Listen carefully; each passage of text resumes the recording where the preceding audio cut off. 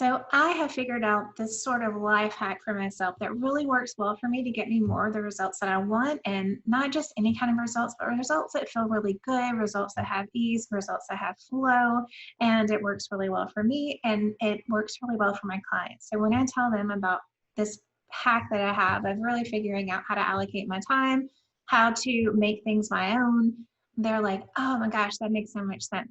So I really want to share that with you today. So let's talk a little bit more about results. Like when I say results, what exactly am I meaning? So I'm meaning getting the thing that you really want, but in a way that feels good for you, getting the thing that you want that really makes sense for you, that feels good, that feels easy, that has some flow to it. And often in business, the reason why we don't get those kinds of results is because as much as we get into entrepreneurship, we're like, we want freedom, we want flexibility, we want to do things our way. The first thing we do is reach for somebody else's way. We read everything that we can possibly Google about the subject that we're trying to figure out. We buy a course, all of those things are not wrong. But the problem is that we do that and we're like, okay, so this is the way it has to be. Let me see how I can do it this exact way. And then a lot of times we get bitter, resentful because it's like not working the way that we thought it was going to work. We're making ourselves do things that maybe we really don't want to do. We can get burnt out, we can feel resentful about our business, and then still like not getting the results that we want, or maybe you get some results, but it's like not the kind of results, right? Because you're not getting that ease, you're not getting that flow. It's just not really working out for you.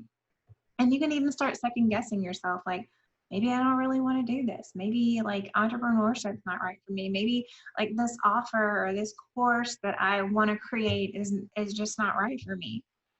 So what I want you to consider is that we do these things, we look for this structure because we need that to feel safe, right? Especially as entrepreneurs, because what we're doing is like kind of crazy, right? It's not safe. Like if you want to be safe, entrepreneurship's not for you. If you're not willing to take any kind of risk and be uncomfortable, right? So we're looking to create some sort of safety. But what we missed in hearing these courses and other people's ways is that you need to take what you can take from it, and then you have to make it your own. So we don't talk as much about the how to make it your own part.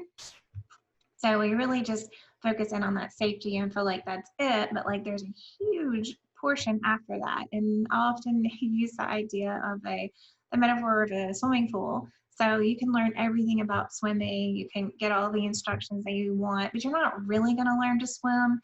You're not going to learn how to connect with the water and like really learn to swim until you actually jump in.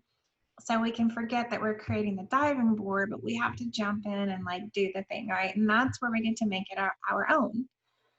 So the hack is that you want to create enough security and get enough structure, but then you actually want to make part of your structure the freedom and flexibility. And I know this sounds simple. It's kind of like, what? Well, I mean, duh, right? But it doesn't happen.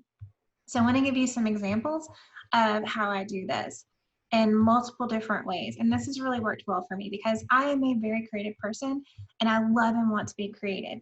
But I'm also a type A person. And what I would notice would happen in my business is that, let's say like the kids get sick. I mean, if one person in your house gets the stomach virus, like you're basically your whole family's down for a week or something. Or to be honest, like sometimes there's just things going on and you just don't feel like showing up and being present, right? I mean, you just don't feel like you don't have the energy that you want to give. I mean, it could be a multitude of things. So what happens is that when we have a structure, so we create the structure so that we can be consistent. And then so that we create a basis for if things happen. But you also want to have a structure that is really open in all the right places so that you can be creative. And I'll give you some examples of this that are, I think, very applicable when it comes to content. So one way that I tried to fit myself into a structure that wasn't working is saying like, okay, every Monday I'm going to sit down and I'm going to write content. And that would be great if I felt like it, right? But if I didn't, it would take 3 times as long. It wasn't as good. It was just totally different. It's like, why am I making myself do this? And what I noticed is that whenever I would go to a networking event, because we're talking about business and there's all this energy and things like that, I would come home and I would feel really good. I'd feel energized. I'd feel creative. It really sparked my creativity. So I knew like what I really needed to do is every time I went to a networking event, I need to sit down and batch it out. So create a lot of content, because that would also give me consistency, but allow me to be creative at the same time. So another way that that plays in my business right now is that these videos, just like you're watching right now, I record them ahead of time and then I publish them into the places that I put them. And the reason why I do that versus live, it's not because I'm scared of live, it's because I don't like the idea of not having the consistency. I want to know that that video is going up every single Monday, no matter what happens, no matter what, like, because it's already done, it's done, and I don't have to think about it. But when I feel creative and I want to get online and I just want to like be present and do different things, then I can always get on Instagram Live. Those are not scheduled, that's not set. Like I have freedom and flexibility to get on my Instagram stories anytime I want to and like post anything I want, and I can be creative and I can make any kind of video. And then also anytime I want to put a live video in my group, I can, but I also know that I have the structure of like these videos are done and they're going out every single Monday, no matter what. And so that gives me this really nice balance between the structure that I'm craving, because consistency is really important to me, right? Versus also having this like freedom and flexibility and creativity. And also because I do things in batches and work ahead, then when I feel creative, I get to sit down and make content and it feels really, really good. And when I'm not feeling creative, I don't have to, like, I don't have to do any of those things because they're already done. And this also played over really well with inside of homeschooling. So we homeschooled before COVID, and I had a little experience with that with my older one. But then with my little one, it was going to be kind of new. Like we did things at home, you know, but it wasn't like, oh, wow, we're doing all of this ourselves. So it wasn't that we had all of the weight on us. So I applied this same strategy with her, because when she's in preschool, and when you think about preschool, like there's a lot of fun stuff, right? There's coloring. And so the creative part of my brain was like, oh, I want to like do all these things. I want to do all these projects. I want to like do all this kind of fun stuff. The practical side of my brain, who has been through this before, knows that there are going to be days where she doesn't want to participate, that there are going to be weeks that are really busy. And what if I don't have time to plan everything out? Like I also knew that I needed a balance of structure and freedom to be creative. And so the way that I decided to tackle this is that I downloaded a curriculum from Teachers Pay Teachers. So anybody who ever needs anything like that's a great place to really support those teachers. But Teachers Pay Teachers downloaded a curriculum, and since it was for actual preschool, it was very structured. So it told you exactly what to do every day. There was a list made out that had all of the things that you would need. Like it had everything. It was super structured.